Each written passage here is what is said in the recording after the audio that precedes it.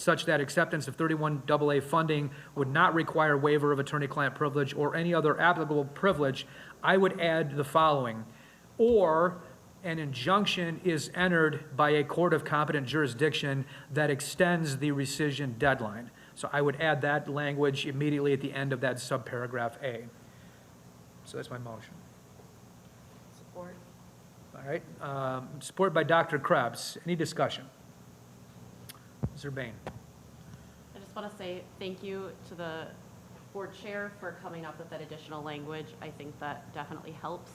I want to just go on the record to say that I believe that we should opt in regardless. I don't like it, but I do think if the choice is opting in keeping the $1.5 million for our kids or not, I am in favor of opting in and taking the $1.5 million in mental health and safety money. So I will be voting no on this for that reason. Anyone else? Well, I just will add that, unfortunately, I think, really every school district in the state is left with not good options. This was something that, unfortunately, every school district has to face. I'm encouraged that the conditions that were attached to the funding are being challenged. I'm cautiously optimistic that there is merit and will be successful, but there's obviously no guarantee in any litigation, and I think, given that, I think this is the most prudent way for our district to proceed at this time. So, okay, no further discussion. Ms. Ackermite, roll call vote, please. Oh, I'm sorry, Mr. Stahl, one more. I think it's important to understand exactly what a yes vote and a no vote is here. Could you clarify what you're saying if you vote yes? So if a yes vote would be to approve this opt-in subject to rescission resolution, which would result in the district opting in by tomorrow, so which is the deadline that has been established. We will opt in for the eligibility for the 31AA funds. It's subject to rescission if one of those two scenarios that I mentioned plays out, that if the conditions that the state attached to that are not addressed in that fashion, then there will, Dr. Alla will be obligated to rescind our opt-in by December 31. So that's what a yes vote would be. Okay? Really, that was for record. Thank you. Sure. Mr. Storm? I'm not in favor of the resolution, so my vote is no. Mrs. Tierney? Yes. No. Mark? Yes. Dr. Krebs? Yes. No. Mr. Myers? Yes. So that passes 4-3. Thank you, State of Michigan, for putting us in a position to have to be opposite each other. Sorry. All right, that moves us to item C, bond discussion. Mr. Stahl or Ms. Tierney? Yes, Mr. Stahl, you're going to launch us off? Well, last meeting we had about this, we brought to you the elementaries, the middle school, the intermediate school buildings, and we showed you the plans and what it would cost us. I'm just saying, we're not going to dive into that really deep. I think we discussed that quite a bit last meeting, but this is an opportunity for someone to just have a different opinion on some of those, or if you have some other ideas that you'd like to see us add to those. And we can put all this up if you need to look again. But I think the consensus was that we would move forward with that. We had an amount attached to it and pretty good details on exactly what we're going to do in each building. Is there any need for any more discussion on any of that work? Yes. My only question was the multi-horning parking situation. Yep. I don't feel like it was finalized in the last one, and I Right. don't think it's on this continued discussion. Yeah, it wasn't brought, it's the only thing I planned on talking about. Okay. So, yeah, so we've discussed it, and here's the thing, I took a lesson from the Scranton situation with the parking lot and what we've done there. And what we found is, after a couple of years of using what we thought was gonna be the fix over there, while it did provide us with an entrance and an exit that we didn't have, that was great, but we created more problems in the backyard, if you will. And now we're gonna have discussions about what can we do with that, either with contingency or regular money, how can we make that better? I don't have a problem with multi-horning being the same thing. I think we have an amount that's I think we know what the amount is if we have to move athletic fields. It's gonna be a pretty good penny, even though it's not a lot, it's still a lot of money. But we had that built into that plan. Perhaps we just do the minimal. Maybe we put 2 lanes in, we come together and we say, why don't we try it like this, kind of like we did at Scranton? And we go, I think maybe if we put 2 lanes for traffic to get off the road, that'll do it. If enough of us like that idea, then let's do that. This is gonna take 5, 6, 7 years to get through this bond. Maybe the next year or the following year, we go, it's not working like we thought it was. Now let's talk about moving a field or 2, because now we know if we had an additional 50 spots, that would alleviate the problems. So I would like to take that approach on it. That's my idea. I think we've got a great idea with the entrances that were provided for us. I think we have, and the ability to use Brighton Road in situations that we weren't before. I think it's going to make it better. I don't know that there's anybody here that can say, because we can't really put cameras out there and say, this is how it's going to be every day, because we're dealing with parents that are coming at different times and picking kids up. I think we need to see an overall period of time with some changes done to it, and then we can go, okay, we need more of this, or we don't, we're fine. So I think that would be the approach I'd like to go, and we can discuss that more. But I think if we went with the package we put together and the amount, if we don't do all of that, the amount that's left over becomes a contingency that'll help us to do something in a year or 2 that could fix it. That's my idea, that's my thoughts, open for discussion. I agree, I would rather do the minimum to start with. Yep. Okay. Yeah, I'm in favor of a lesser approach, and then you can see how that works, and you can always change it. If you move all those fields and it still doesn't solve the problem, then you've destroyed all the grain and. Money's gone, and we're still in the same Exactly. situation we were in before. So slower, maybe incremental, makes more sense to me too. Okay, I like it. all right. Doesn't really change anything, we're just not gonna use it all and do it all, and save it for later. Yeah. All right? I echo those sentiments. I do not want to move fields, and I think keeping it simple is the best way to go. So I'm gonna take that as a consensus from Yep. what I've been seeing. It looks like everybody kinda likes that idea.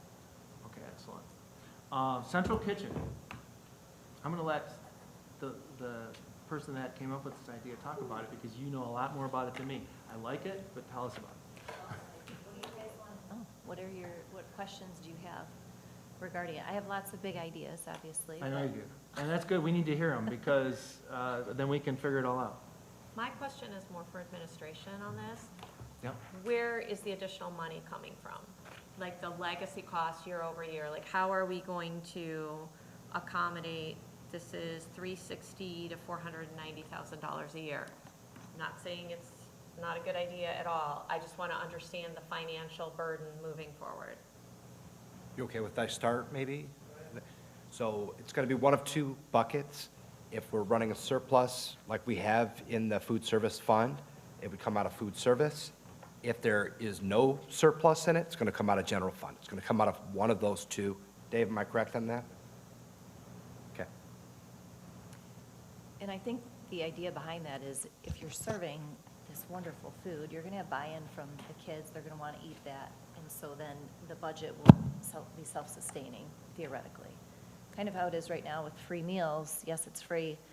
We don't know if that's going to continue, but if you have a good product, it's healthy food, parents don't have to think about it, they can send their kids. I think you'll see that the numbers will increase or be self-sustaining is the goal. I don't disagree with that. I guess my concern is prior to the free food, right, our meal service was significantly lower than it is now. So I just want to be realistic about, and if we're taking out of general fund, what are we not paying for? Because there isn't an unlimited bucket of money in general fund, right? Those are dollars that we use for other things in the district. So I just want to make sure that when we're reviewing this, for all of the projects, not just this one in particular, but everything, we're also accommodating any legacy costs that are associated with it, because I feel like most things in the bond are not one-time expenses, and so if we're adding in, when we saw this, even with the last bond, we needed to add other operational people, which is fine, but I think we need to think about that, because that is an additional expense moving forward, and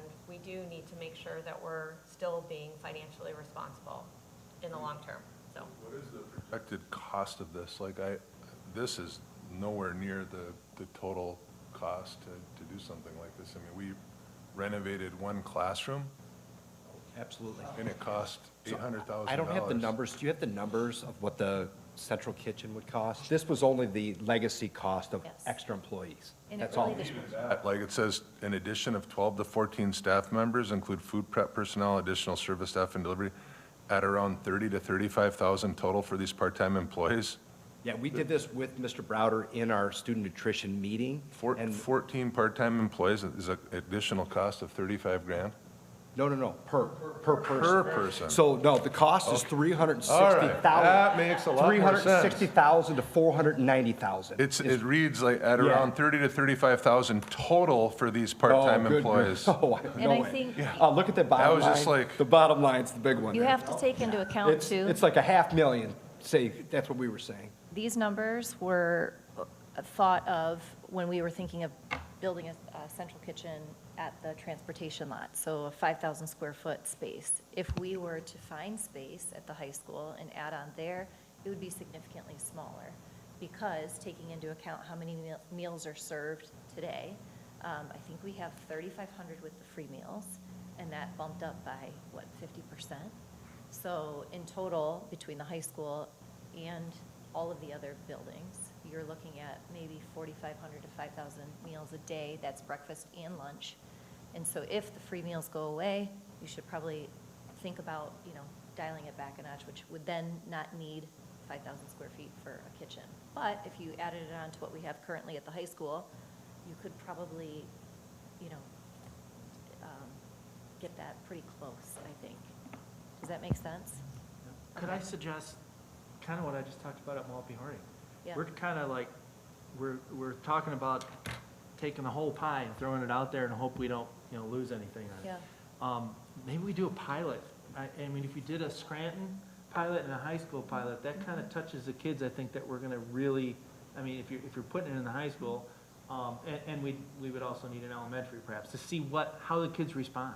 Yeah, I think we need somebody to come in and look at our facilities and give us a real true idea of what is actually needed in space. That's what I was gonna ask, 'cause Yeah. what is even doable at the high school? Can we accommodate it there if we were gonna put it there? Like, this Yeah. is way out of my. I mean, this is like wheelhouse, so- millions of dollars, Yeah.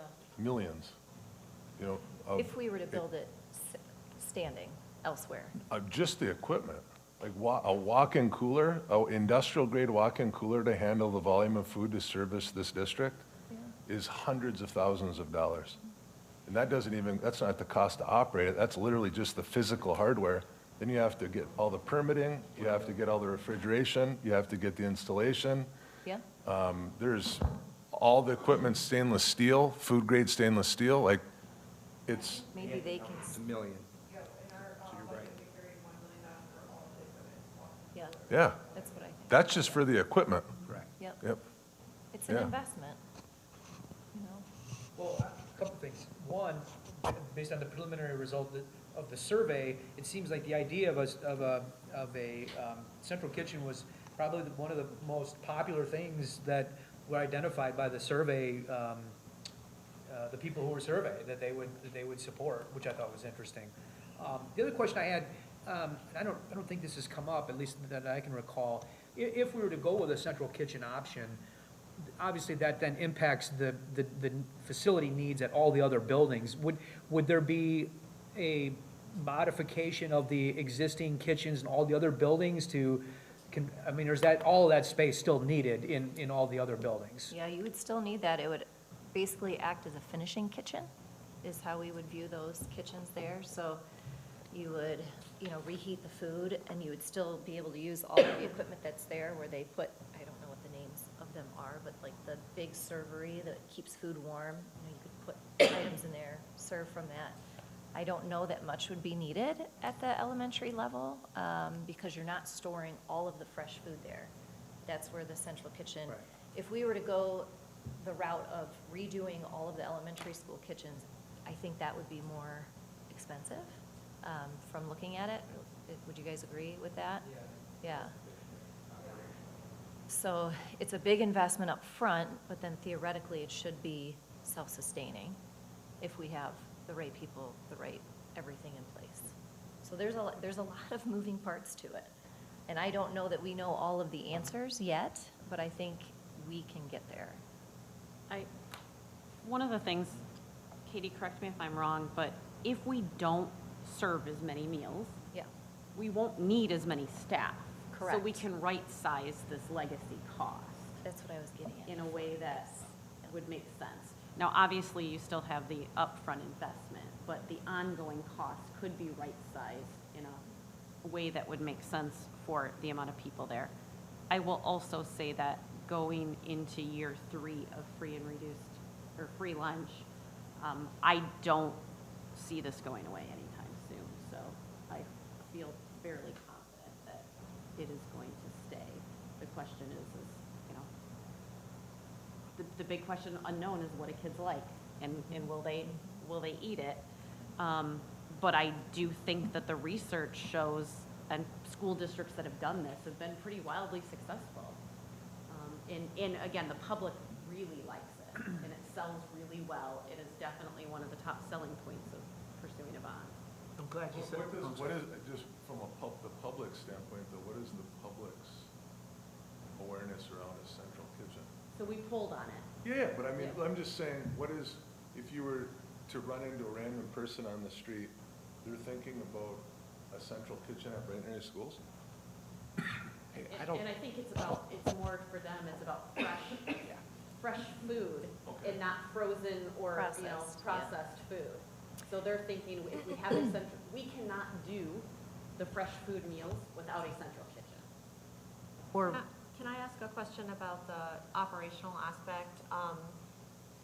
Let's say our subsidy for free meals continues, and we also go the route of the central kitchen, but how do we manage those costs? Because we're going to be using different providers, right? So you're just taking that money.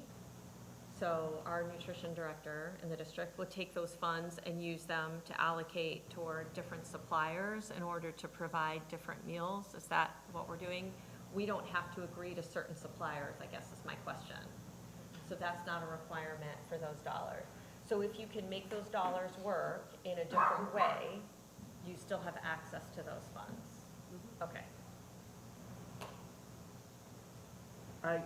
What are the logistics like for a district to be able to move food from a central kitchen and distribute to the schools? yeah, we would have to invest in box trucks, so that we could properly transport them at the right temperature. But from there, I mean, What does a refrigerated box truck cost?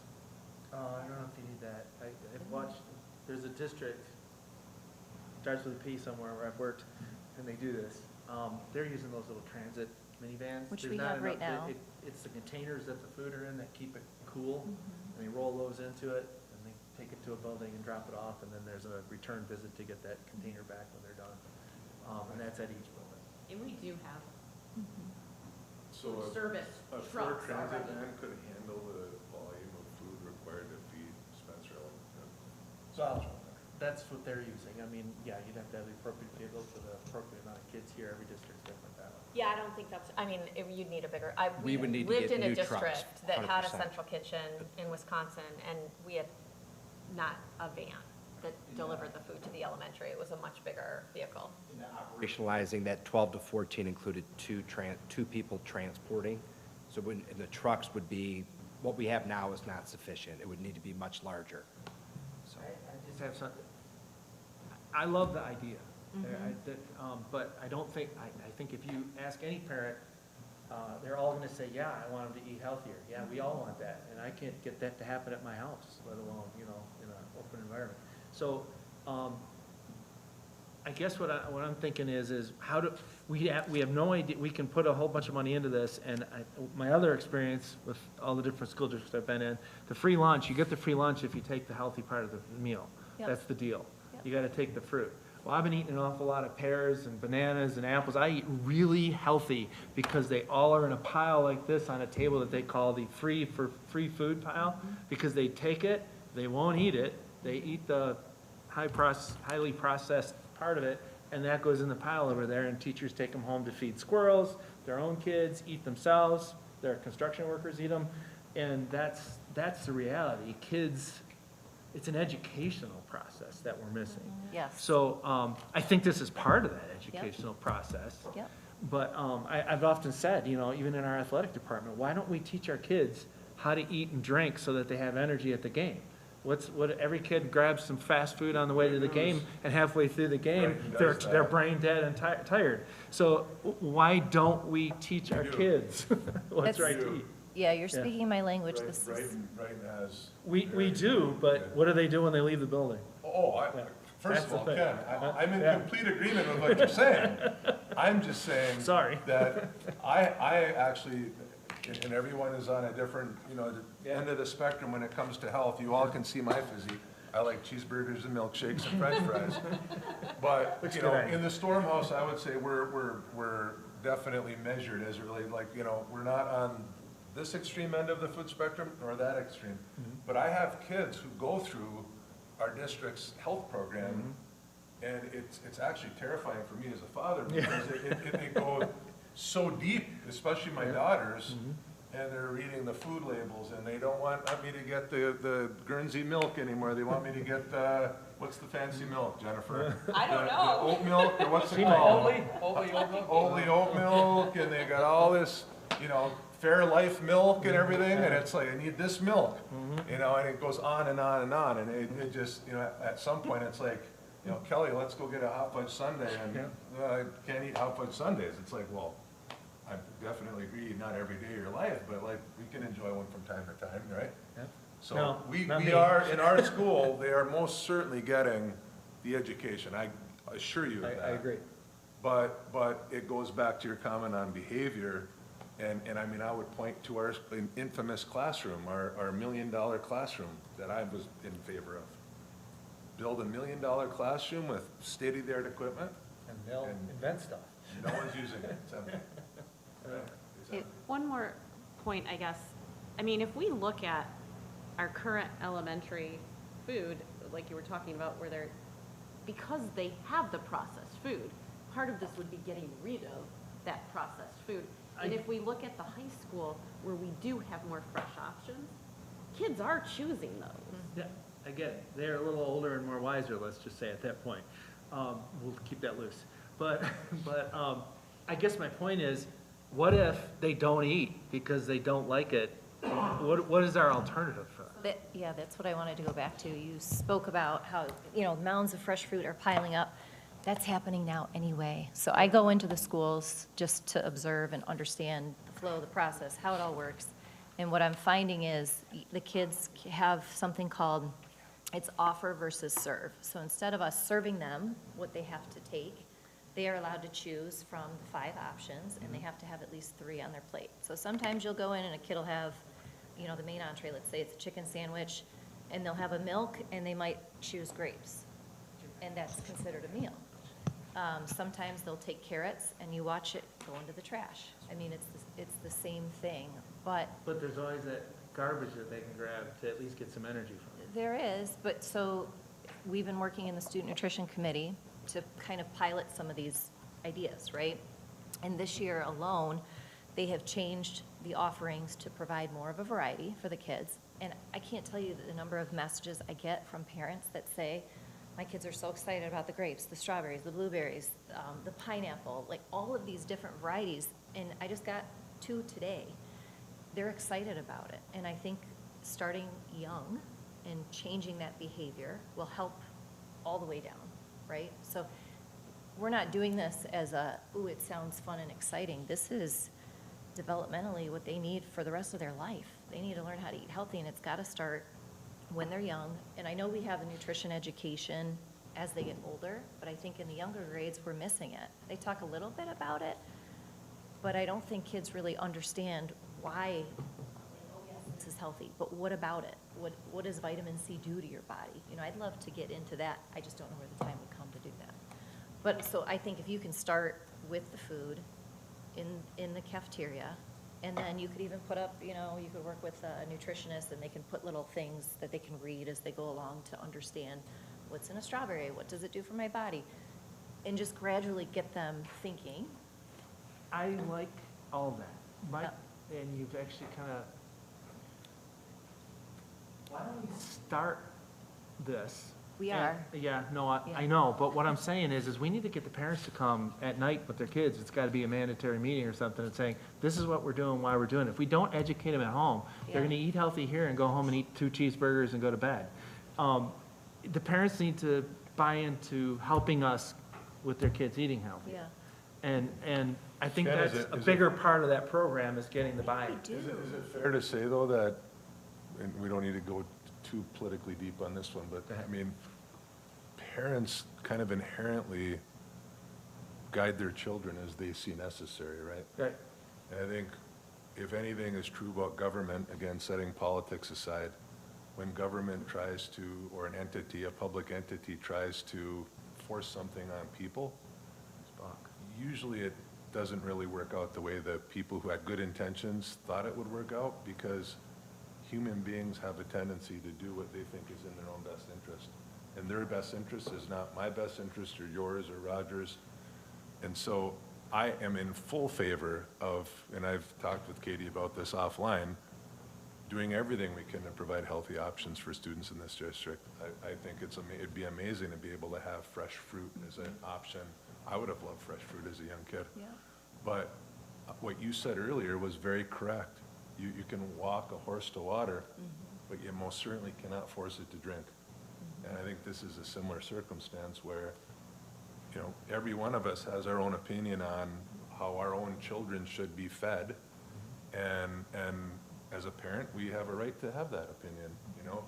And so, because we all are in agreement that we should have this type of a diet and we should have this type of a menu, doesn't necessarily mean that 8,000 students will eat that fresh lettuce and spinach and cucumber and kale and tomatoes that we put in front of them. So I wanted, just wanted to say, not every single meal that we produce is going to be from scratch. That's not physically possible. The idea is we do the best that we can, provide the best meals that we can. You're still going to have pizza and all these other offerings, right? They're still going to be there. So you're not, but you're going to have other options too. You know, there was another thing that we were doing in the Student Nutrition Committee where we have Richard has I forget her term, basically a student nutrition chef that's coming to the schools, that's piloting different scratch options. They're starting small to see how it takes off. Now, this just occurred. I don't know how much has come to fruition, but this will give us some information too to see how successful is it, right? Are kids liking these meals versus the prepackaged options that they have? To this Friday. So we're doing some of that legwork. We just need more data to understand it too.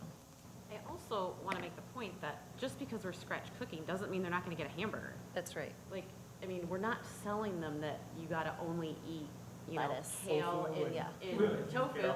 But it's not the processed chicken nuggets and Bosco sticks. That's right. Right. Yep.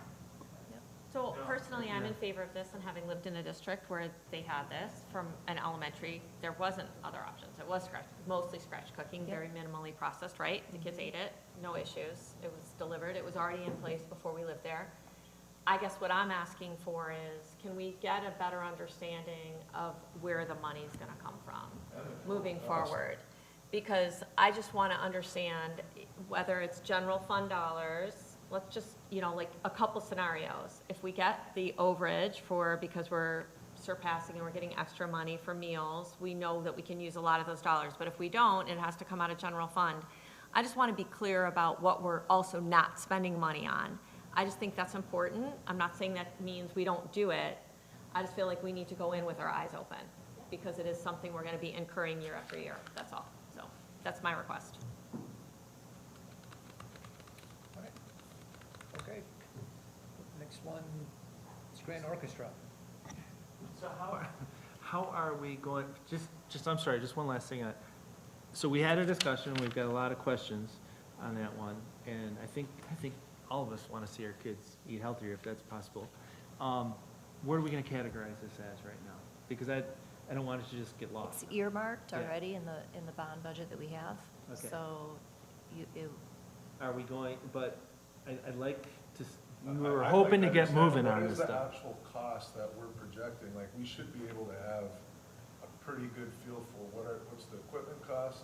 What's the construction cost? We already have What's in the there. sustainment cost? Equipment's in there already. maybe She they can mentioned $1 speak to. million, but what is the cost to actually construct a central kitchen?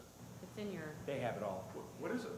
I think we have it at like $6.3 million with escalation, so it's being built like, So say $10 million. but that, the 6.3 includes the equipment. Goods and equipment. By the time the building's built, it'll be close to 10 million, roughly. Well, 6.3, yeah. Yeah. Today it's 6.3, by the time everything gets kicked off, the permitting's done, Well, she said She's that was already got factored the in. escalation. The escalation was already factored in. it'll be close to 10 million. Let's say it's 6. $6 million. That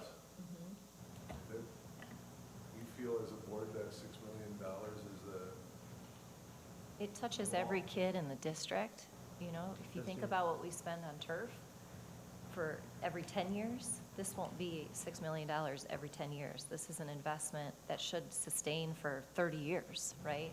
And it touches every single kid in our district. my ninth grade son Tyler came home last night. They have an annual field trip. It's a tradition within Brighton to go to the Holocaust Museum down in Ann Arbor. 4 pages of paper. Here, Dad, 10 o'clock. I need your signature. What do you need my signature on? Well, I have to fill out all of my personal information that I put on our emergency cards, health insurance, health provider, emergency contact information, sign his name, sign mine, and flip. Here's what happens in an emergency. Do you authorize Brighton to call a doctor, administer necessary medic? Flip. We're still sending packets of paper home for field trips. And we're, conversing around spending $6 to $7 to $8 million on a central kitchen, like parts of the district are operating in the Stone Age still. And I think there's opportunity for us to get out of it. So are you advocating for more technology instead of? Okay, just checking. I- Okay. I mean, based on what we saw from the survey results, we have to have some pizzazz things that are gonna get the community excited. And I really think the central kitchen is one of the things that are gonna get the community excited, because they're not gonna get excited over a roof at Maltby. Come on. I believe we can execute it. I understand where you're coming from. It's a lot of money, but I do think it's an investment in our community and our district. It's not just a, one-time flashy thing. It should sustain and provide for decades to come. And head off some other maintenance fees in the elementary kitchens, because they won't be using everything there. And eventually, perhaps you can go the path I talked last time, the CTE component, right? Branching out from just hospitality, but maybe going to business, nutrition, dietetics. I mean, there's so many different avenues you can incorporate with it.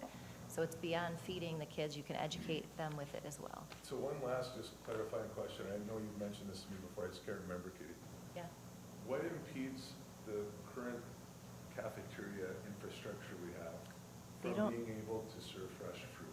Yeah, they don't even have, they don't even have a gas line, which nowadays you don't necessarily need, because they have electric tilt skillets.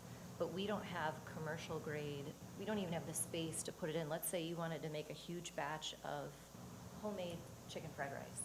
There is no equipment that they can make that with in our current facilities, not even close. So like fresh fruit, we were talking earlier about fresh fruit, like Yep. pineapple, blueberries, strawberries. Yep. Like if I go to the Hilton or Holiday Inn Express here in downtown Brighton, Yeah, you've all been there. They have the little, kitchenette closet, that's the, and your travels on Holiday Inn Express, Yes. right? Okay. The- Thought you were the guy saying or I gal was sent comes there out at with a night. little, passageway that's that big to serve the fruit that they put in front of you, right? The apples, the bananas, the pineapples, et cetera. What impedes our current infrastructure from being able to receive and serve fresh fruit, just as a starter. to Just Ken's fresh earlier fruit comment. alone? Just as a, like to pilot, hey, we want to do something super simple. Yeah. Who doesn't like fresh fruit? Right. Bananas, blueberries, fresh strawberries, raspberries. And we're going to serve fresh fruit and see how many people consume the fresh fruit. So we are doing that right now. So nothing's impeding that. It's when you want to go beyond that offering to remove basically processed To foods. actually prepare the food. To actually prepare it, yes. We don't have the footprint at the current kitchens to deal with that type of volume. So Ken's And it- suggestion then of like being able to pilot something of substance, like fresh fruit to me would be something that if you can't get kids to eat fresh fruit, you're surely not gonna get them to eat, chicken Yeah. fried rice that's made from Right. scratch. And we're piloting it right now, and it's been, to my understanding, wildly successful with the fresh fruit and vegetables, but I think we need to go beyond that. But you can't just jump to, Plan A when you're starting at Plan Z. It's baby steps. So that's where we're at right now. We have to build on the momentum, and we have to keep that going, and then gradually before you know it, it'll all be, as we envision. Well, and I think too, like on that, about the prep, like when the stir fry, was added, it was just wildly popular, right? I mean, it Yeah. became like, that was, And the you line couldn't, is right, so you couldn't long. even get in line, the line was so long, you couldn't even, yeah. And I mean, I think that's a testament to, if you have the facility to be able to prepare, Yes, they have 3 little skillets, Could you imagine if you had a huge tilt skillet that could feed 200, 300 kids at Wow. once? I have a question. My little hometown, man, they have like the Burger King style, Oh, huge skillets. Yeah. So in our plan, the equipment's included in that. What kind of alterations do we need to make to fit all that stuff in there? Is it all gonna fit within the same square we've got right now? Or are we envisioning blowing it out? So that is the Yeah. highest, yeah, that's like Do we? top. Okay. All So, right. And the communication side. yeah. All right. Dennis? Have you guys looked into any opportunity to put it at the high school? Have you had any time to look into that, or no? No, I would have to get a food service consultant. Okay, that's what I think we Well- should do. Well, the only thing is, I mean, if ultimately there is the receptivity of the board to put this on the bond, we don't necessarily have to dissect every option.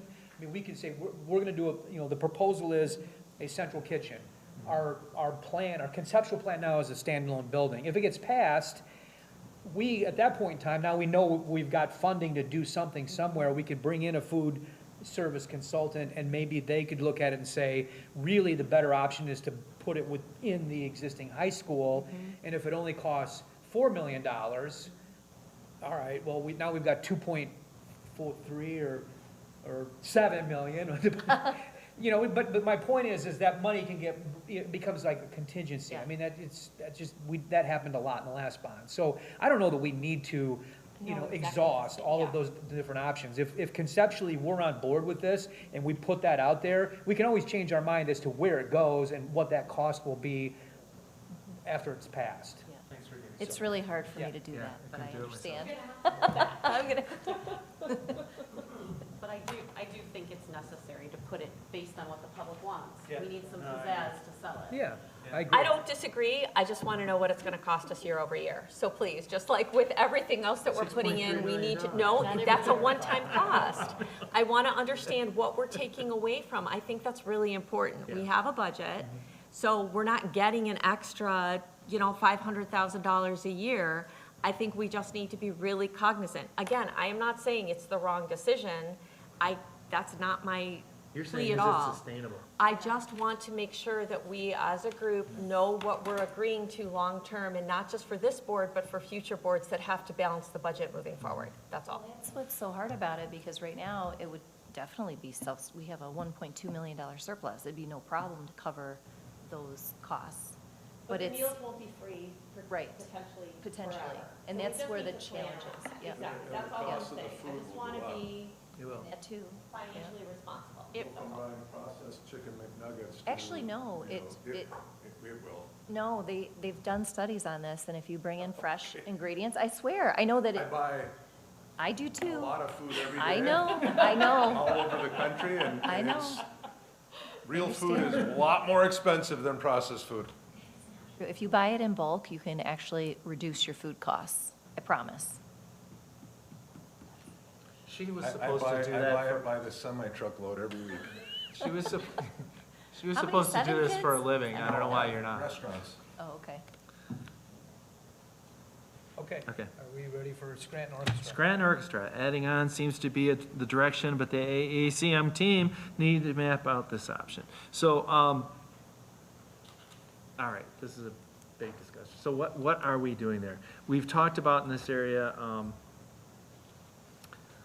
we're putting in the temperate storage to some degree for our wood instruments. We've got an existing room there. We've got a stage to work with. What is the discussion of the board as far as what we're thinking about doing here? We just had we're not getting home early, so it's already too late. So let's just talk this through. Well, So- I think they need the space. I mean, I think we were there, we've seen Yeah. it, we were all there. I don't think that, I mean, my personal opinion is that is a definite need. Scranton needs dedicated space for the orchestra program. With storage, like, so that they can put their instruments, not just a room, but also storage in addition, so that they have enough space that they can set up and play and practice, and they also have temperature-controlled storage. And this would be a dedicated orchestra room that maybe music or choir could use too? Is that something that we discussed or no? They have their own room, but if, like, let's say they had one class that was a little bit bigger, could they shift into there? I don't know. But, go ahead. No? No, Okay. I think you're correct. Okay. I think the question tonight was just adding on Yep. or doing it from within, and I think Yep. the recommendation is add on. Add on. But not be a black box or a gray box. It's specifically an orchestra classroom. Yep. Storage, right. Yep. So I think I'm in agreement there. Becky, is that enough information on that Scranton Orchestra? Just a classroom, it doesn't have to be a black box, gray box, it's just adding on at Scranton. room with storage.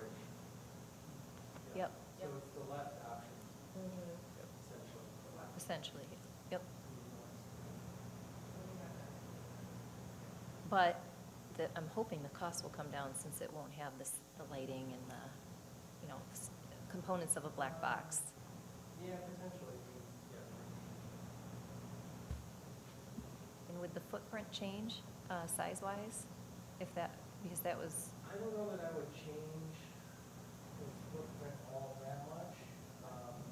We definitely want to lay it out to the side of orchestra that we want to cover. okay, Probably not connected into the fire pump. Not connected to what was that? To the fire pump building. Oh, okay. yeah. Big tank under that. Here. Now, I know that, I think actually, I think this is a correct statement from what I remember. We've got more kids in these programs there than we do at the high school, don't we? To some degree? I mean, because they don't have any multiple options, they do tend to use those greatly, and then they disperse when they get to the high school.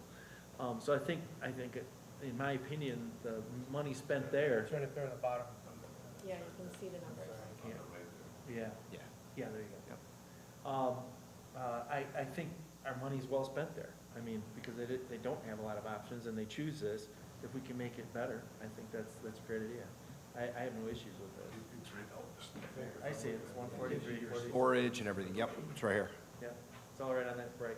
Yep. Yeah, I think it'll make it a Oh, lot yeah, more yeah. comfortable for them. Middle line And for a lot each, more yep. functional. So, does it look like adding on is okay? Okay. Yeah. Yep. If they can do their magic and put it together. Okay, Black Box Theater. Athletic field. Oh, I'm sorry. I guess I'm trying to get to that one. Athletic field Connected movement. To the Maltby Um, Drive, the Maltby parking lot? We the discussed moving of that the one, didn't fields? we? Yeah. Yeah. I think Right. those two are linked. We've already kind of decided earlier that we're gonna wait and see if we have to do that. Yep. Absolutely. have money available for that? Yes, it's still in the money that we have in the bond. Certain amount has been set aside, but if, like I said, that'll become contingency, if nothing else, if we don't use it. We'll carry it until we're sure that plan's gonna work I over guess there. then one of my questions is how, if we put that in the application, Mhm. do we have to do that then, or? Well, things change. I mean, you do have the opportunity to use it Do we have to list differently. this, or we can just say road reconfiguration Exactly. at, and then that will? Yes. Yep. Right. Yeah, yeah. Yeah, So it gives it you could be some lumped flexibility. It could be into very general. the Right, okay. parking, but real, you Right, know, we yeah. would have to potentially do that, but we don't Yes. have to list that out in Exactly. detail. Okay, perfect. I have one question for, really for the parents on this, and I want to throw it back. In it, the parking lot that's in the initial drawing, without moving any fields, that north end of Scranton, it's only has 40 spots. From your perspective, I know, Andy, you're there a lot. What do you think about 40 spots? Is that the appropriate target number? Will that accommodate those teams? 40 would be a huge improvement. That would not take down any of the trees? Yeah, I don't think that's trees, that's, Okay, It's over by the teacher's lot, A lot of right? space over there. Yeah. okay. Yeah, I know what you're talking, yep, off Lee Road. Right, yep, Lee Road. up towards the other end of the gate is. Sorry. The 40 spots is actually at the opposite end of the football field Yep. from the building. Yep. So it's not by the teacher's lot. So you come in off Close that to Lee Go Road. around and come up by the gate by Lee Road and Yep. there's a big open Yeah. space on the right. Just Ken made a comment that was by the teacher's Oh, lot. it's, and you're, it's not. between the woods and the drive. Yes, Okay. It's Fair right enough. at the end of the stadium, isn't it? yes. It's literally right, Yeah, Okay. yeah. So it's over here. That much, that much business it's here. What's this? That's the fuel. So is your Oh, wait, is this recommendation, Lee Road? Mr. Thompson, to go more than 40? Okay. This is Lee Road up here.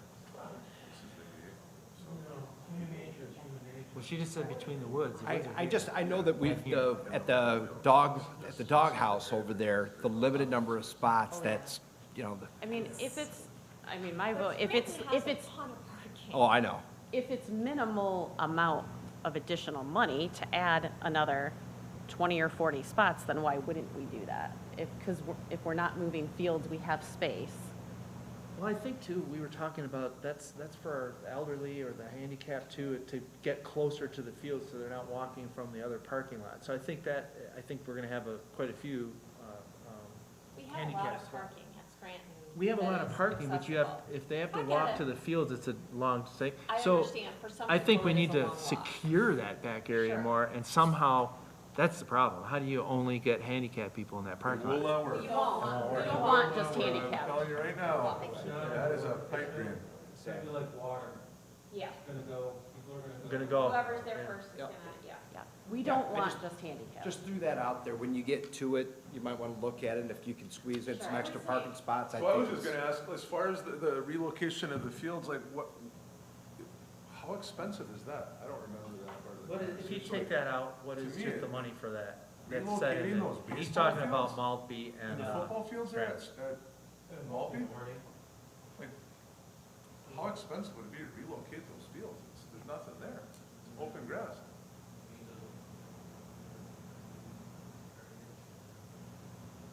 Have to make a decision whether to irrigate or not to irrigate, and then just do it in our. We put drainage into those fields as well. So those are all decisions that you have to make. You don't put drainage in, and then they get tore up and. But John, we're talking about putting in a $7 million central kitchen and comparing that to taking an excavator, leveling some open field. I don't think it's gonna cost you $7 million. yeah. You've got basically a multi-boarding right now. You've got a field, a narrow football field in the street corner. Then With there's a horrible plat- access, terrible access. Yeah, and then there's a plateau up on there that gets used. And then you've got two diamonds that you move to, For the back. towards Horning that get used by baseball, softball, varsity, for soccer, all of those type of areas. You know, and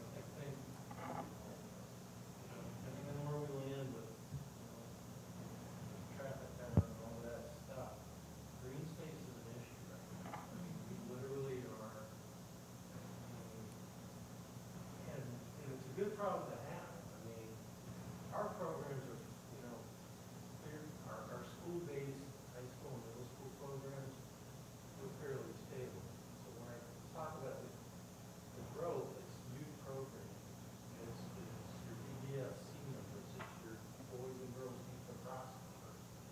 Those things have escalated a lot in the last half of the year.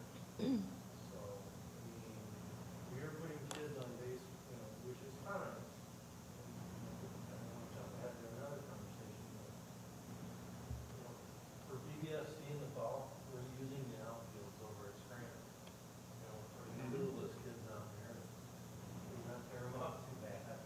And so we're running football practices out there. You know, we're shotgunning, you know, boys and girls youth lacrosse practices, at all these sites as well. So green space, not only for these youth programs, but, you know, if you talk to the admin at Multi, I mean, they need green space for recess, they need green space for, you know, so at some point, if you're trying to meet both ends of this, you know, you gotta find a happy medium to land somewhere. Well, I guess where I was coming from is, you know, to the earlier commentary on the central kitchen touching all the students' lives every day. If anyone in this room has ever been to Maltby in Horning in the morning, in that intersection, that Wright Lake intersection right there, if you want to get people out to support a bond, tell them you're going to fix that traffic nightmare. And every day when they come to bring their child to school, they won't need to sit through 6 lights that are backed up to the ski hill. I mean, that is a disaster. Didn't we just say we were gonna do that?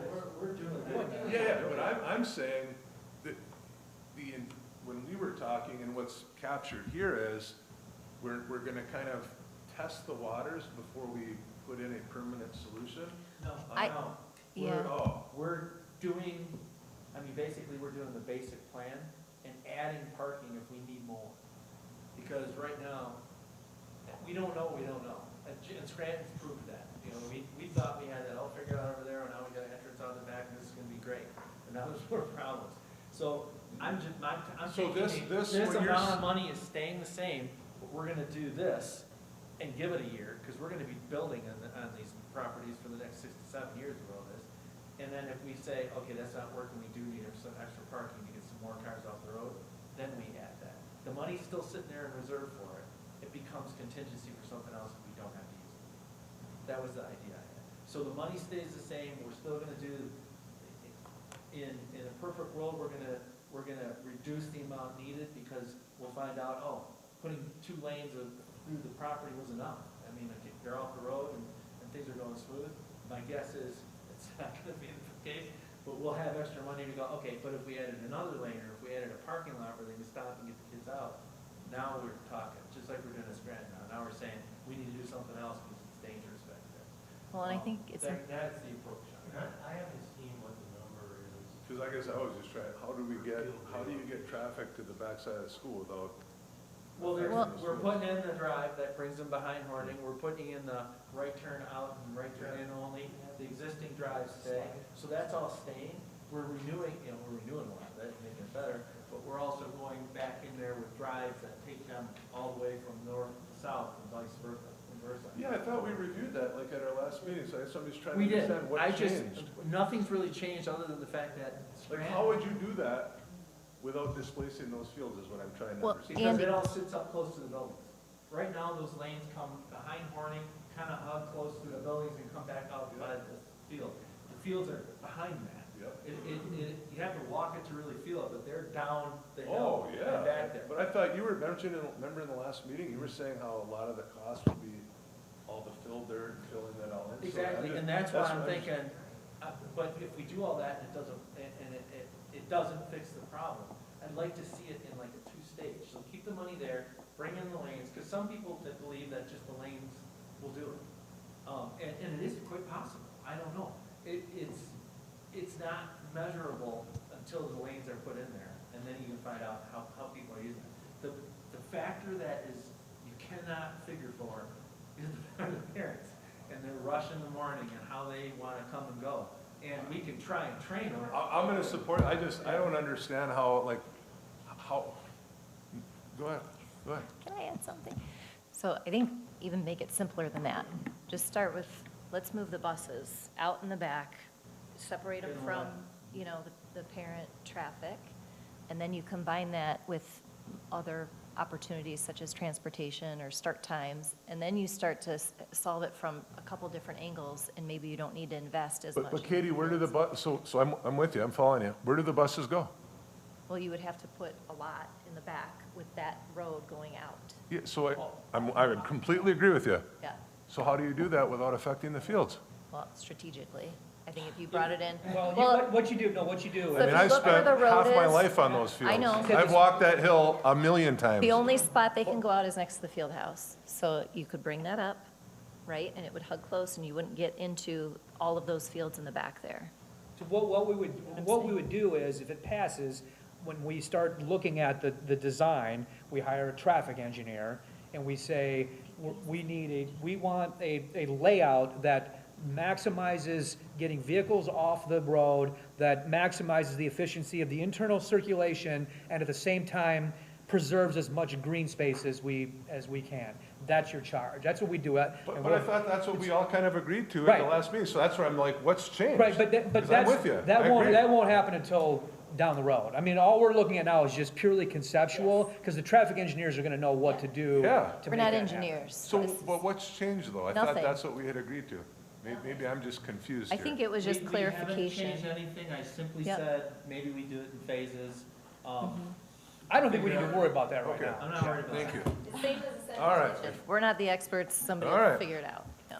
I think it'd be great to fix that traffic for problem. sure. Are there, you kidding so- me? I drive it every day. We're going. All right. Trust me, I'm on board. I was worried we were gonna be, it was like a half-pregnant type situation, But so. but before we leave this topic, if the consideration is to look at a parking lot at Scranton, forget about moving fields, but if there's still a consideration of putting a parking lot at Scranton, whether it's 40 spaces, 50 spaces, or whatever the number is, we are going to have to get, and the road commission is gonna require us to do significant improvements to the entrance at that drive, because That's already been determined and in there, because we already had that discussion with the county. well, last time we did. Yeah. And it was a significant amount of It was a money. lot of money. Right. And so we opted to do only the bus lane. That's why it remember was that. only bus lane, because then we didn't have to do all these improvements. But if we're gonna do this, we're gonna need to have built into the budget for that parking lot, whatever. lot of extra money. A lot of extra money that the road commission is gonna require for turn lanes, decel lanes for, We've already got all that information. okay. Because they're only gonna allow us to do this, and this. If that doesn't work, they're not giving us anything else. So we know what they're gonna give us. They're giving For us the a right in parking lot and at out Scranton. at Brighton Road. Okay. They're giving us a new entrance. No, at the I'm north. we're talking talking about about Scranton. Scranton. I'm talking about Oh, Scranton, you're at Ken. Scranton, my Yeah, bad. I'm talking about Scranton, because we don't know, that's my point, is that, and Becky, I mean, I know that Clark looked at this when we were, because that wasn't even, the bus, the drive, that wasn't even in our original bond. That was all financed through contingency money. And because the cost was gonna be so exorbitant to do a full drive, we opted to then just do just a bus lane with the gate, and then we didn't have to make all those improvements. So if, in the Clark file from the last bond, there might be that information already there, because that was looked at, and we opted not to go that route. We had Linda do a lot of that. I think it was- So, anyway. On to the next one. Your Are we there favorite? already? Yep. All right, Black Box Theater. I just put this smile on my face. So I'm gonna ask you to give us the report from the meeting that I was not at, and what they said they wanted or needed and why they needed it. And then I'll get into this discussion. I won't be able to help myself. Yeah, I will. It was super informative, and we sat down with them, and the first question was, like, what do you need? Because everyone was talking about something different, and we asked them, and it basically came out to be, I think theater is probably an overblown term. They want a flexible rehearsal space with some technology, but basic technology so that no one has to operate it. Like, whoever goes in can just turn on a couple switches and make it work. They don't need all of the staff that the BCPA has, and they want some curtains to divide it, to make it bigger or smaller in some ways with some lighting, but really just more of a flexible rehearsal / performance space. When they explained that to, at least for me, I'll speak just for myself, that made a lot more sense. I know that one of the questions is, these are all the same kids that are in, choir and orchestra in the musical and things. But I do want to point out that that's in the high school, right? If you go all the way down, you've got choir, you've got musical theater at Hilton, you've got other performances all the way through the district. So it does touch a lot of kids.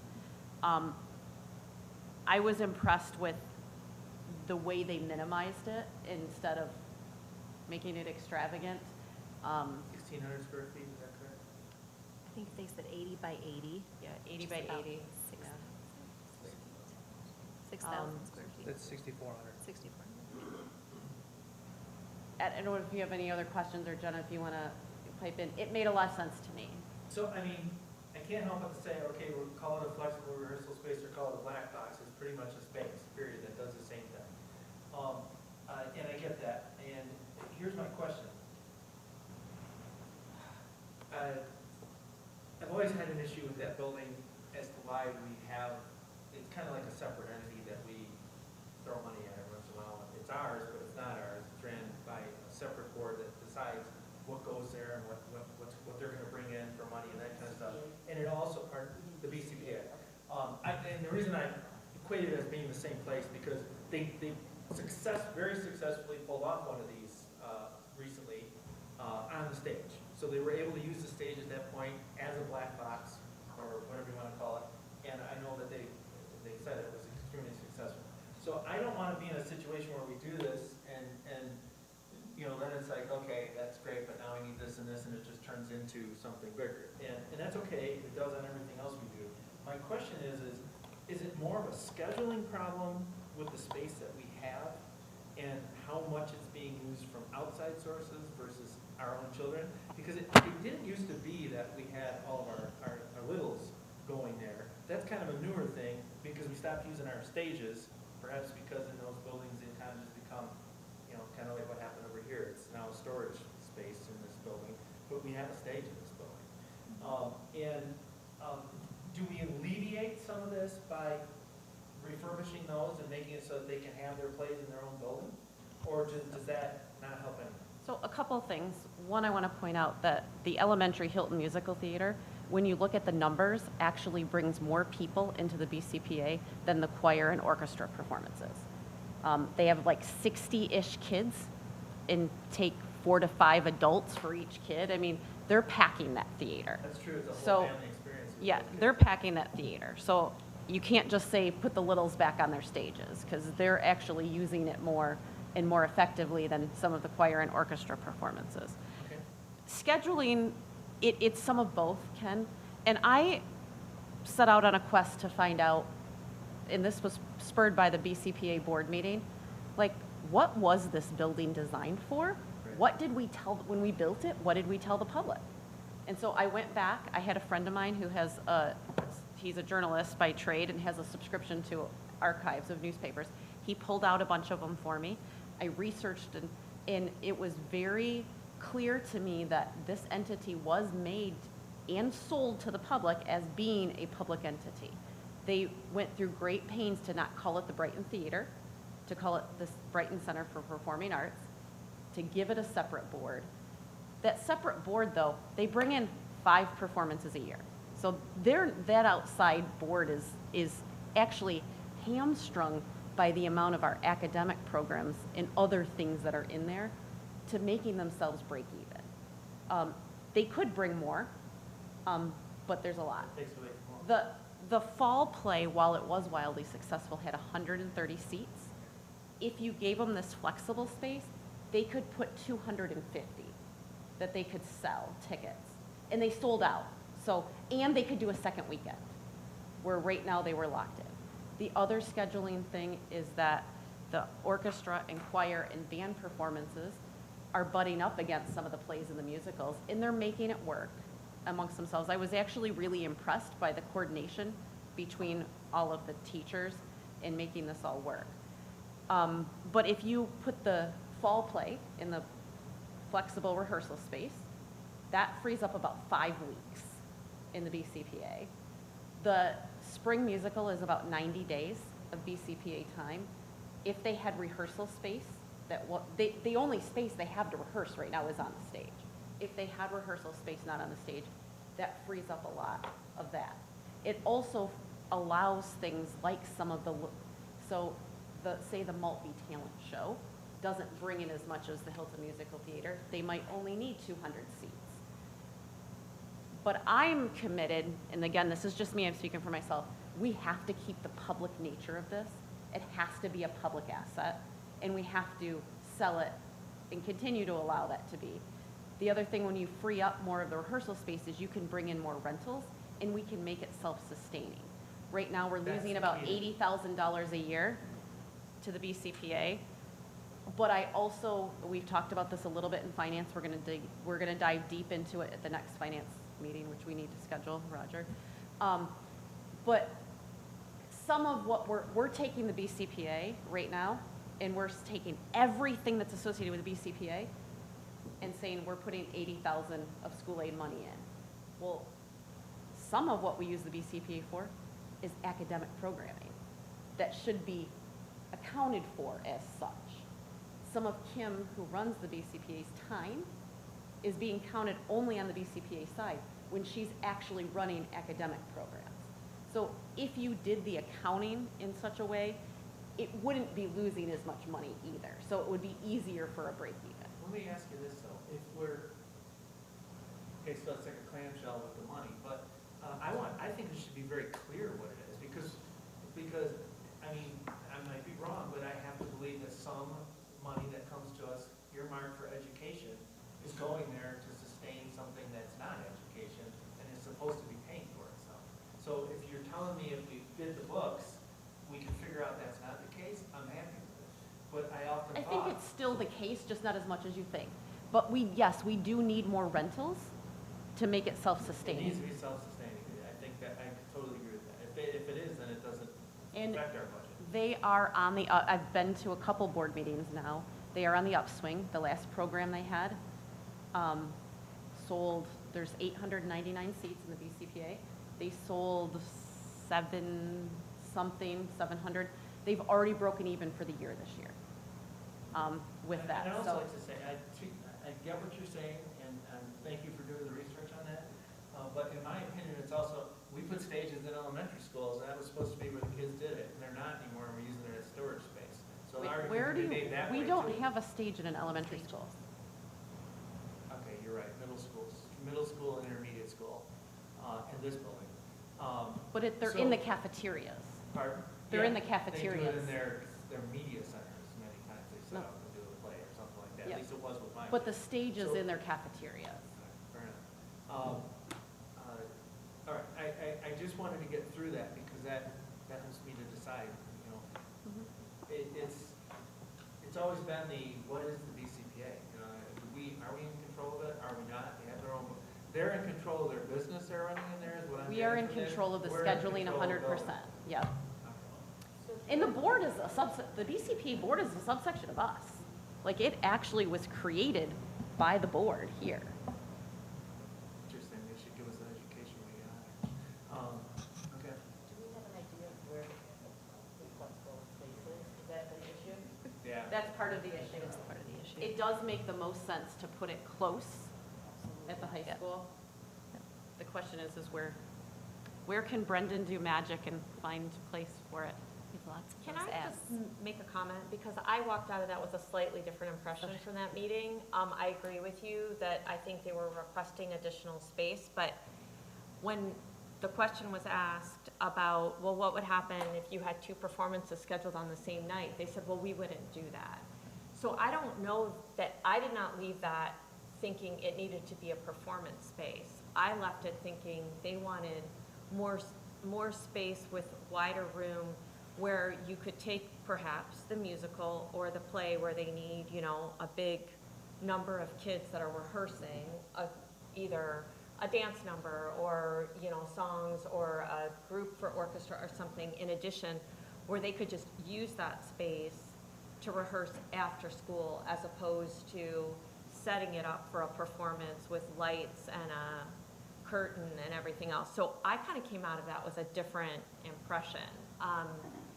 I can see how maybe that could be an advantage, but when that wasn't the response that I felt like they gave us when we asked about the dual performances. Like, well, what would you do if Maltby wanted to schedule at the same time as Scranton? And they said, well, that won't happen.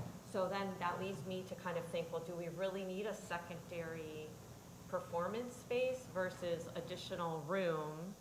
And also keeping in mind that with what we have proposed, potentially with the bond, we're going to have a new dedicated choir room, a new dedicated orchestra space. So all of those will also be available as after-school spaces too.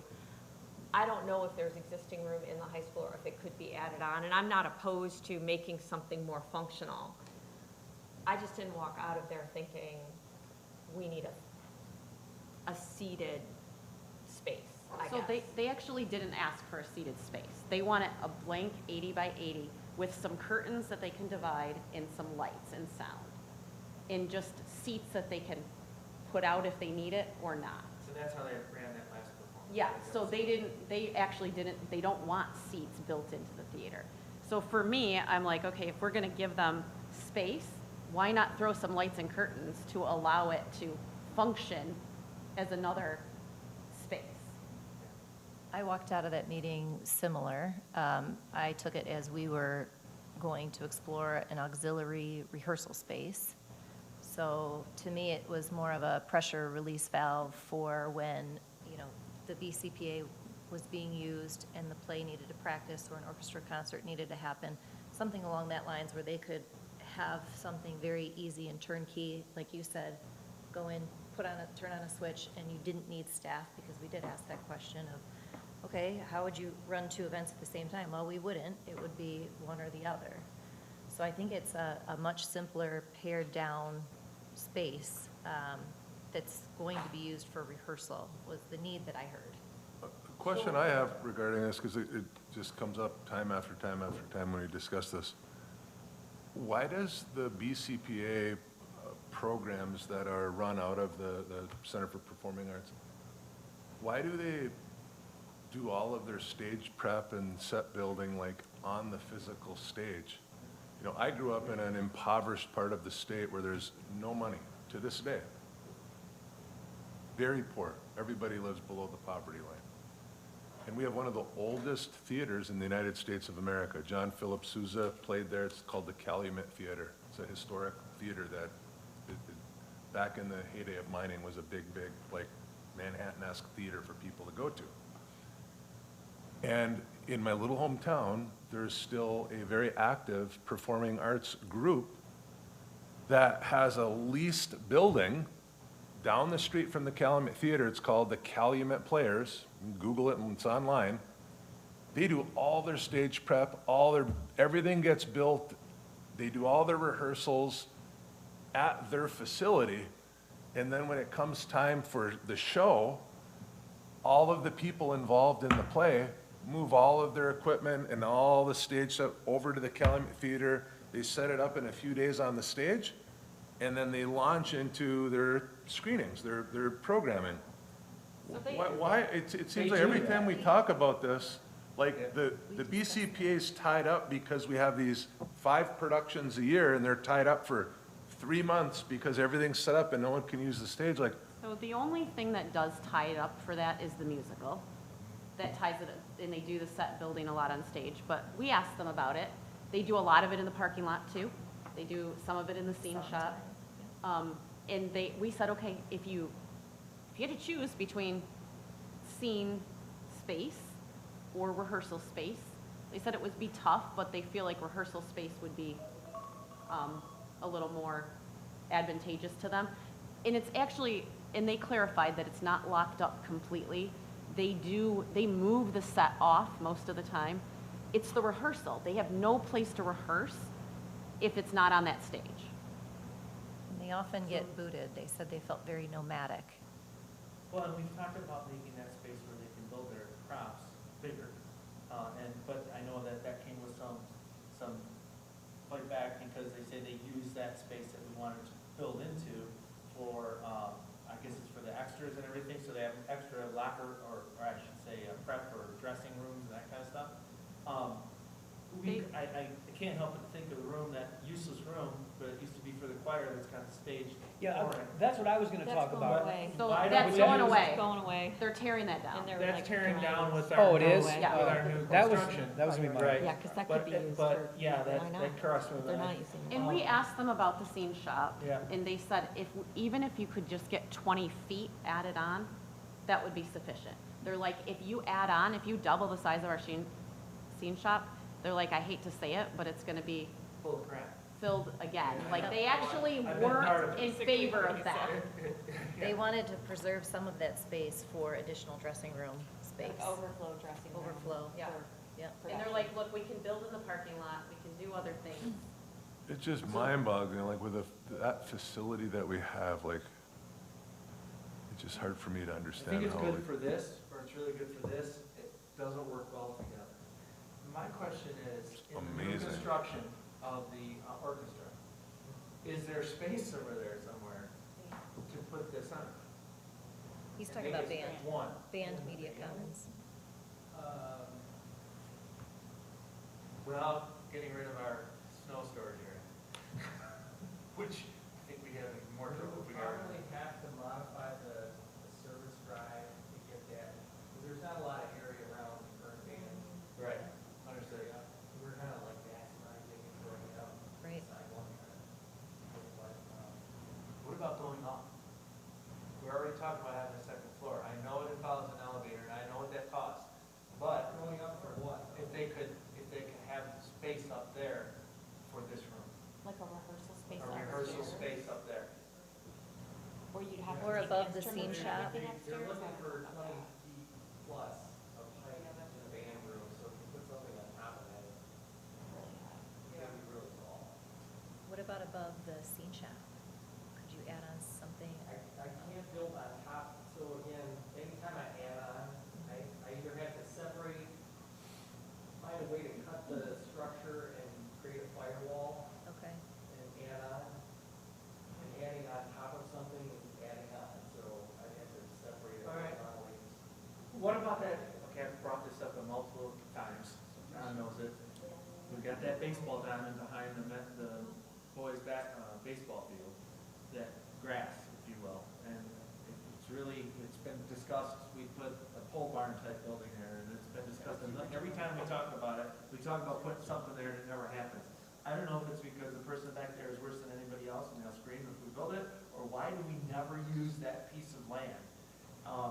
Is that a possibility for something like this? We could actually probably give them the area to build their sets and the place to do their what do you call this thing again? I'm gonna call it the black box still because I can't get that other one in my head.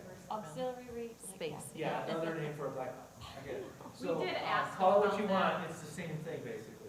So my question is there a separate building over there? Maybe it is a pole barn type structure.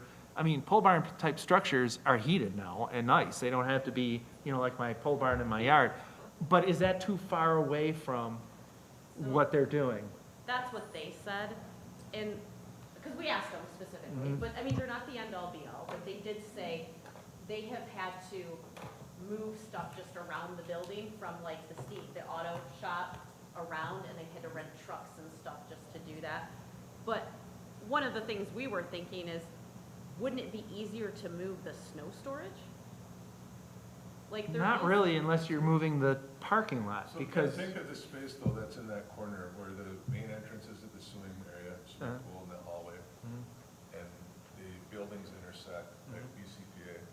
That corner right there, there's gobs of space right there. sidewalk, but Tons you've of also sidewalk. got an electrical, Yeah. facility Yeah, there. but I mean, what I heard, someone mentioned that the space that they're seeking isn't massive, like having walk along there a Yeah, lot. but 1,600, what did we say? 6,400. 6,400 square foot is, that's like putting a very large house there. It's not as big as you think.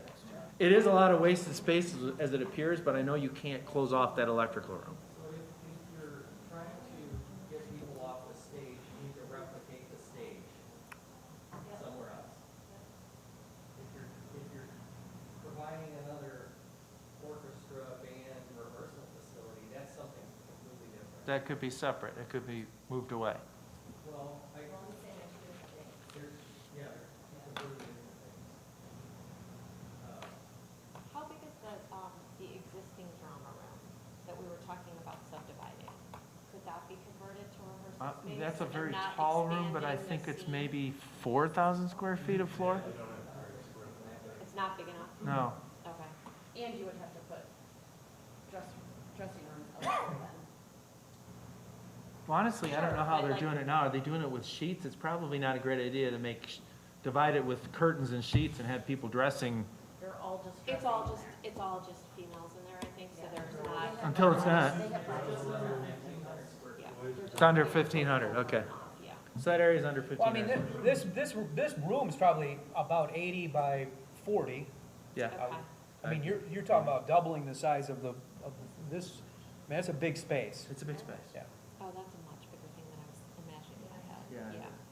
So you want to replicate the stage, roughly you're talking 2,800 square feet. Well, we're not necessarily replicating a stage, though. We're giving them an open area that they can perform in. In the footprint? That's what I don't understand, we're going from 20 more feet to 64 to 2,400. I understand, but so what is it that we're like trying to quantify here? They want a space to rehearse, so at least the stage space, and they specifically said that. They're like, you need as much of the stage. It would be really nice if we're going to build another. So that's 2,800 square feet, Yep. correct, just so we're on the same. It would be really nice if you're going to build a space to then allow for some seating in there, not permanent seating, but the ability to put seating in with some curtains to be able to host some performances. Like they did on the stage with curtains Yes. and all that kind of stuff. But they used the 2,800 square feet to hold the performance and the seats in the last place. So I guess I'm thinking, based on that, you could probably get by with 2,800 square feet, because you Oh. could make that work. So, call If it it's 3,000, Correct. 3,500. Yeah, But or that- even a small performance, because you're not gonna use an entire stage necessarily. But doing that, they were only able to do 130 seats. And they said they could have sold at least 250. Well, that's an estimate, I mean, Yeah, so, I mean, you can.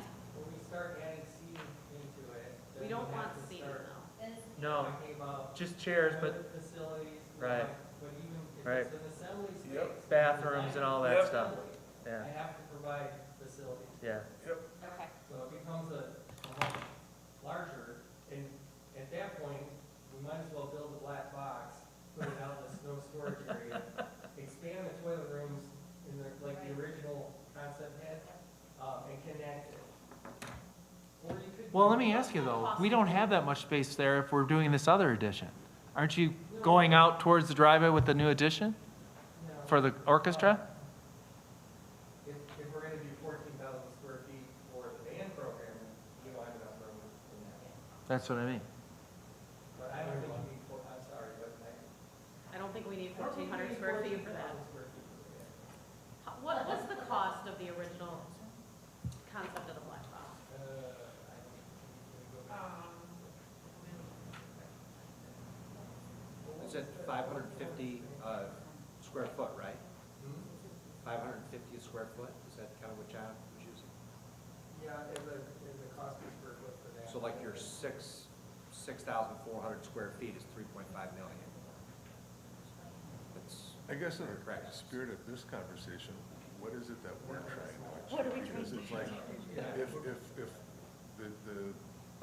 are we trying to achieve some level of consensus around support for this? Because Yes. I think when you that's mentioned about, where I was confused about the road, it's like, if the public approves the bond, the funds are appropriated, Right. hire some really good engineers and figure it out, like, Well, I The guess question in is, respect to this, it included on could the be, bond. and how So much then does we that should talk escalate about the that, cost? right? Yes, Yeah. the cost of what that would be right to now, we're do- trying to solve the riddle of, Exactly, Yeah. yeah. No, I agree. It's We're asking the wrong about question. $3 million We're getting to down to add the it on details. to the BCPA with additional toilets, which the BCPA needs anyway. That doesn't seem like a huge, oh, sorry. Okay, sorry, I thought that's what he said. I said 3.5, it's just with the 550 and at 6,000. 550, yeah, it's just the That's what- space, it nothing. didn't include That's just the bathrooms. box. Yeah. So based on 550, So he's saying 10, yeah, that's a big difference. yeah.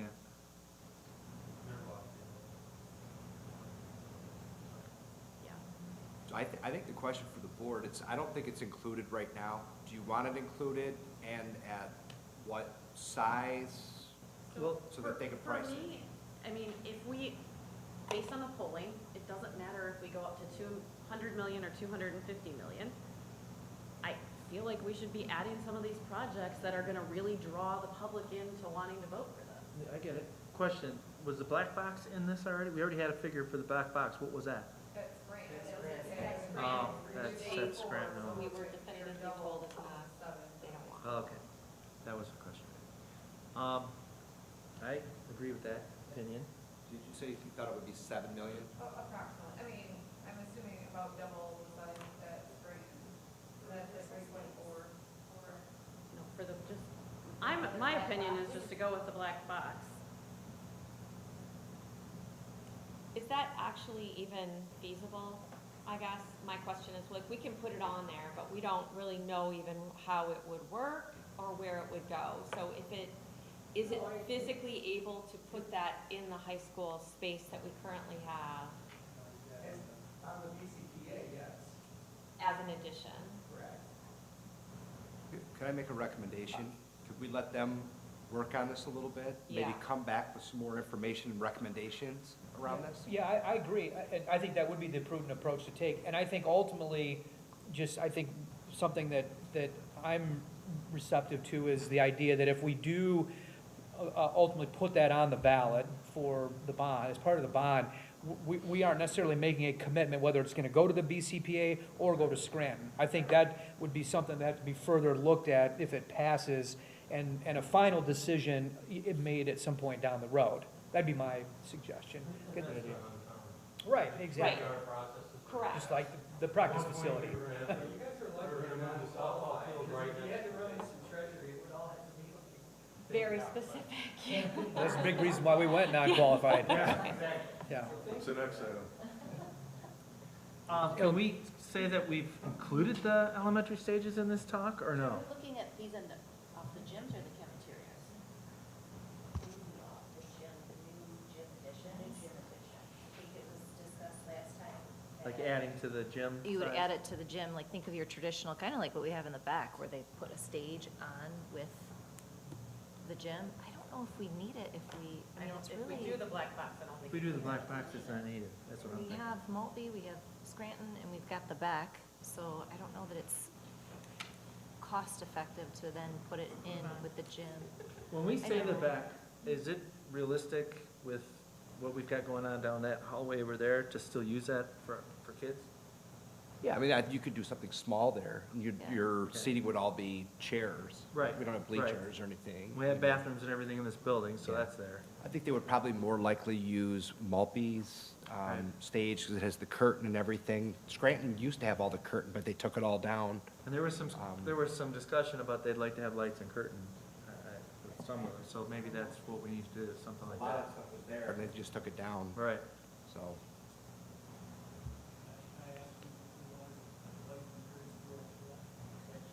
I think it was a That's a great discussion point. we had as a Yeah. board, trying to alleviate some of the pressure at the BCPA, thinking that maybe if they use their home school, you know, for performances, for smaller performances, there wouldn't be so many requests for the BCPA. So I think that really generated from us. But most of what we saw in that use was almost all high school use. There was the 5 days from the community part of it. But it was almost all, you know, the musical, the fall play, you know, band concerts. I think it was 17 different concerts between, you know, band, orchestra, choir. It was almost all high school use. So it's not a lot. I think other than the Hilton Musical Theater, I think there was almost no elementary in the BCPA last year. Maybe that was one day for a talent show, I thought that was maybe it.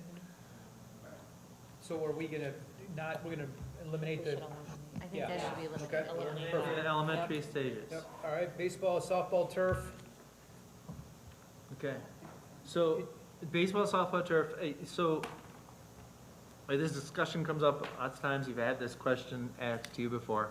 The difference between maintaining grass and having turf, what is that as cost-wise? Because we know it's about 2 million, I don't know, it's different with baseball, but let's call it $2 million if you have to replace the turf every 10 years, and maybe that's not the case with baseball. I'm asking you, what is the maintenance on it versus grass? And what gets used more and what is needed? So your initial cost up front could be both varsity and baseball and softball. Okay. So we can get the life expectancy with replacing, you know, About 1 million to replace? after you know, So 2 million to start, 1 million every, what are we gonna call it on baseball? Does it last longer than a football field? you know, I see you over your there. wear and tear, Uh-huh, in the outfield are gonna be less. right. Wear and tear on the base paths, somewhere between, what we thought for soccer or lacrosse or. So here's my question then, is it less because you only have to replace those areas and maybe not that one till? Well, you're still gonna have to replace the outfield, correct me if I'm wrong, after a certain number of years, just based on weather and, you know, existence in the Midwest. You're gonna get UV, you're gonna get. Yeah. Yeah, you're gonna get that deterioration. You're gonna get less physical wear and tear, but you're still gonna get the natural. The natural light and everything else that deteriorates it. You may get a little bit longer, it just depends.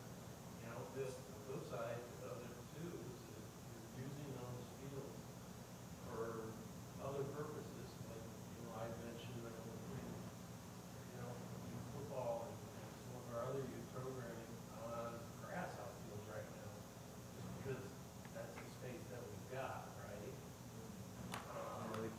So, it gives you some of that flexibility. I mean, within that, you know, your high maintenance areas, built into that initial build number, you get 8 sets of ground and the batting box replacements. And so you're probably about, it's probably an annual thing. I would take it, based on our usage. And that usage will increase a little bit. Certainly higher demand. Right now, it's fairly locked down.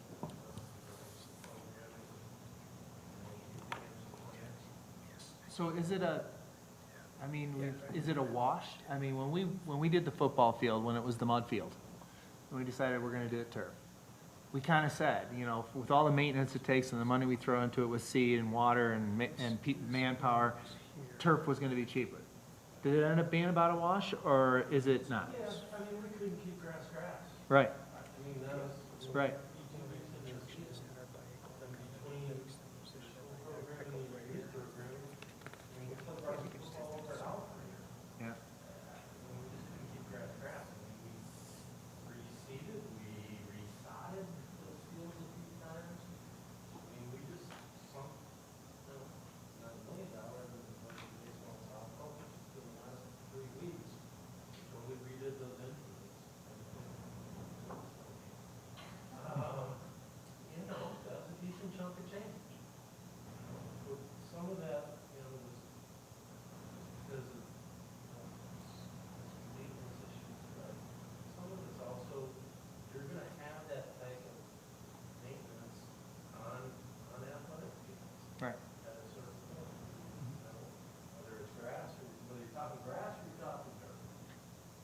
So I guess that's my question. Is it more economical to have grass, or is it more economical to have turf, or is there really not much of a difference? Because that's really what it comes down to, is we're like, what is it gonna cost to maintain it? Honestly, if you're asking my recommendation, Yeah,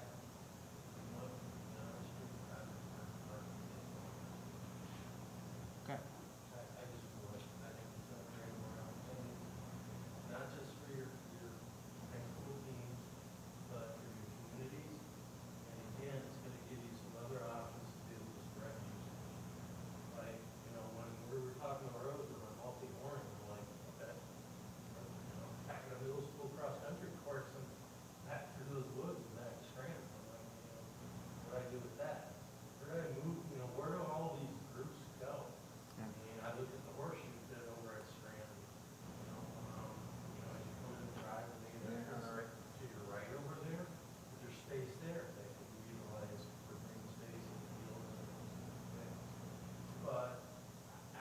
you, I think it's the right thing to do. I think it also is a competitive thing to do. I can tell you that we even learned today, and site selection for baseball. I'll be another reason to help with site selection for softball. And I was amazed by the number of schools that have moved in that direction. And I'm not talking your Bloomfields and your Novi's and Birminghams and your Rockfords. I mean, I'm talking Flushing, Schwartz Creek, Chelsea's, bringing the turf baseball and softball here at the end of the school. South Lions moved in that direction. At a certain point, we do live in Michigan. And, your playability, get thunder and lightning, yeah, we got to postpone. But on a turf field, you're going to have to get a whole heck of a lot of rain to be able to call it. It's going to become it's not as much, it's more of a ball issue at that point than it is a footing issue. That was the same reason, like, we renovated the swim over there, right? And I think that's a great grass soccer facility. But in the spring for the girls, if you ever look at our home girls schedule, I'm not putting a home game there until April. Because I put them out there, the field's gonna be Sure. shot. Yeah. Because of the thaw and the freeze and, it's, I wouldn't overstrap. And there's no place to move baseball and softball. Do we, oh, go ahead, Sarah. I have a, so similar to the central kitchen, maintenance costs, annual maintenance costs. I'm not unsupportive of this, but I do think that we should be doing more aggressive maintenance on our turf fields annually. I think we do good single time, right? And then we have in-staff where we rake it over. I would really prefer that we did it twice a year minimally, like right after the snow melts and then right before the fall for all of the turf fields. I think that not only, you mentioned playability, but I think that encourages safety, but also probably extends the length. And then I do think that we need to think minimally what this means for our district as a recurring cost. Now we're adding 2 additional turf fields. We have to start building that into our budget as we're eating into our general fund and maintenance. It's millions of dollars to replace all of them. I mean, I'm not saying baseball and softball are different than the indoor practice facility or the main stadium or anything, but I just want us to be cognizant of what we're adding in as recurring costs and not assume that we can just let it go and in 15 years we'll fix it, because that's too long. So I would argue you cannot go longer than 10 years, so. You've got it, it's like you don't put money away at home. Right. That furnace is gonna go out at some point, or you're gonna need that product. That bill will come due. It will come due on, grass and dirt. Sure. To your point on the annual maintenance, adding varsity baseball and softball into what we already existing will do, really not much fun. We're just adding more fields, we'll make them out to do all our other fields. That bill's not address that, we can get on one. So to do that 2 times a year, that's something we could certainly address. I mean, that's just my opinion. I'm one person on the board, so, but I just would like that to be considered moving forward from a maintenance standpoint. And truthfully, what they do is more expensive in terms of that annual maintenance than what we do in terms of improvement. Mhm.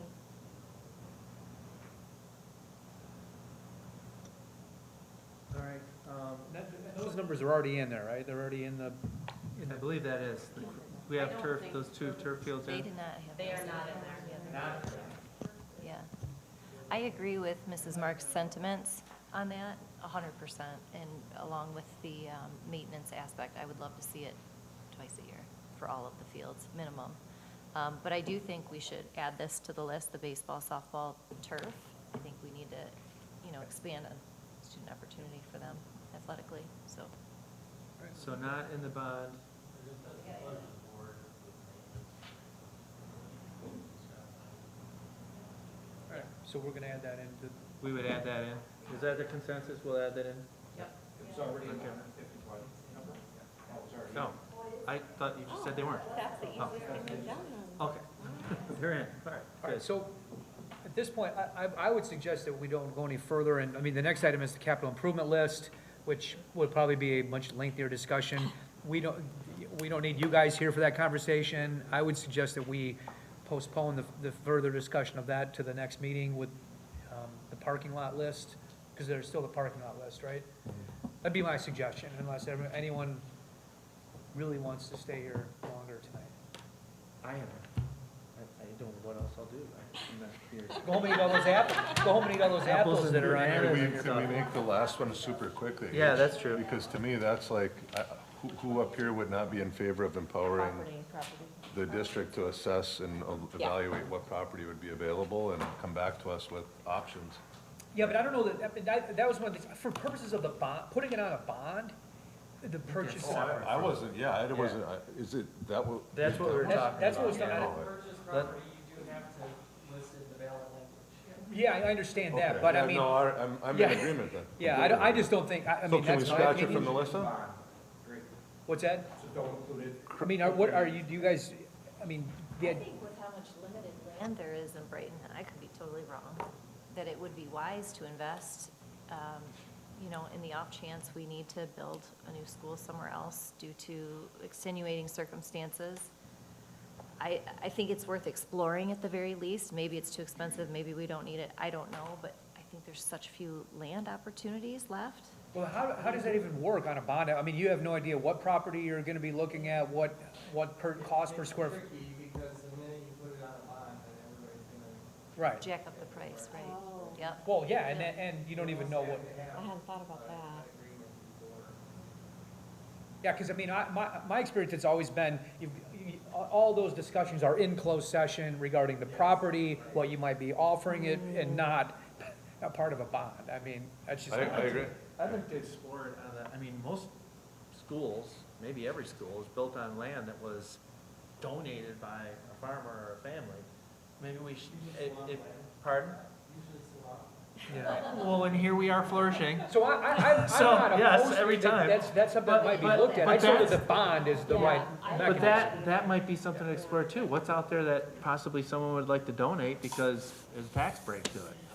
So to your point, Roger, it is worthy of further discussion. Right? Quick.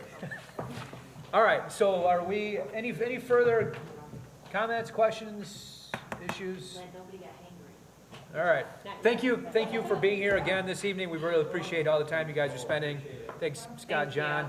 All right, our next meeting will be next Monday night at 7 o'clock. This meeting